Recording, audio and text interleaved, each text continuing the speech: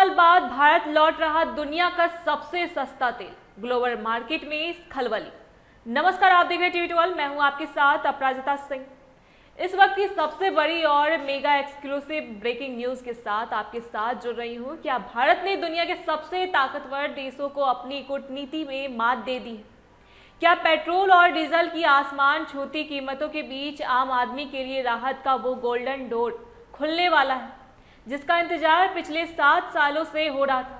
जी हाँ, बिल्कुल सही सुना आपने। आज की सबसे सनसनीखेज खबर यह है कि ईरान का वो ऐतिहासिक सबसे सस्ता कच्चा तेल क्रूड ऑयल एक बार फिर भारत की सरजमी पर कदम रखने जा रहा है। यह सिर्फ व्यापार की एक खेप नहीं है, बल्कि ग्लोबल एनर्जी मार्केट के बिसात पर भारत का वो सहमात वाला खेल है जिसने वाशिंगटन से लेकर खाड़ी देशों तक खलबली मचा दी है। पूरी दुनिया इस वक्त एक ऐसी आग में जल रही है जहां कच्चे तेल की कीमतें थमने का नाम नहीं ले रही। साल 2022 के बाद से इंटरनेशनल मार्केट में क्रूड ऑयल की कीमतें लगातार $100 प्रति बैरल के उस खतरनाक मनोवैज्ञानिक स्तर पर पहुंच चुकी है जिसने दुनिया भर की अर्थव्यवस्थाओं की कमर तोड़ दी है। मिडिल ईस्ट में छिड़े युद्ध और सप्लाई चेन की तबाही के बीच भारत के लिए एक ऐसी खबर आई है जिसे गेम चेंजर कहा जाता है। 4 अप्रैल की वो तारीख इतिहास के पन्नों में दर्ज होने वाली है, क्योंकि इसी दिन ईरान के खार्ग आइलैंड से निकला हुआ एक विशालकाय पिंग सुन नाम का जहाज गुजरात के वाडीनार पोर्ट पर अपना लंगर डालेगा। इस अप्रामैक्स कैटेगरी के दैत्य जैसे टैंकर में लगभग 6 लाख बैरल यानी करीब 9.5 करोड़ लीटर वो सस्ता कच्चा तेल मौजूद है जो भारतीय रिफाइनरों के लिए किसी जैकपॉट से कम नहीं है। साल 2019 में जब अमेरिका के कड़े प्रतिबंधों की तलवार पूरी दुनिया पर लटक रही थी, उस वक्त भारत को मजबूरन ईरान से अपना तेल आयात बंद करना पड़ा था। तब से लेकर अब तक भारत ने रूस, सऊदी अरब और अमेरिका जैसे देशों से तेल खरीदकर अपनी ज़रूरतें पूरी की, लेकिन अब समय का पहिया घूम चुका है। अमेरिका की तरफ से मिली 30 दिनों की एक टेम्पररी राहत ने भारत के लिए वह दरवाजे खोल दिए हैं जो पिछले 7 सालों से बंद थे।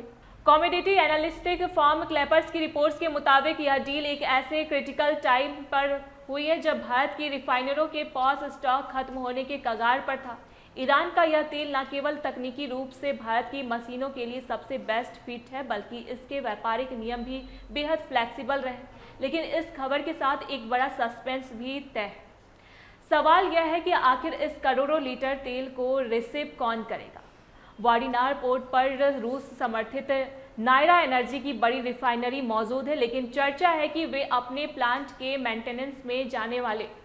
ऐसे में पूरी संभावना है कि हमारी सरकारी दिग्गज कंपनियां जैसे इंडियन ऑयल, आईओसी या भारत पेट्रोलियम पीवीसीएल की इस सस्ते खजाने को अपने नाम कर ले। हालांकि राह अभी भी आसान नहीं है। ईरान अंतर्राष्ट्रीय पेमेंट सिस्टम स्विफ्ट से बाहर है, जिससे पैसों का लेन देन एक बड़ी सिरदर्दी है। लेकिन भारत ने जिस तरह रूस और वेनेजुएला से तेल खरीदकर अपनी एनर्जी सिक्योरिटी को दुनिया के सामने साबित किया, उसे देखकर लगता है कि भारत ने अब अपनी राह खुद चुन ली है।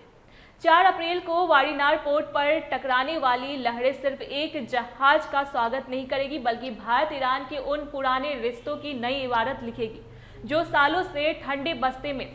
यह भारत की उस स्वतंत्र विदेश नीति की गूंज है जो कहती है कि हम अपनी ज़रूरतों के लिए किसी के दबाव में नहीं झुकेंगे।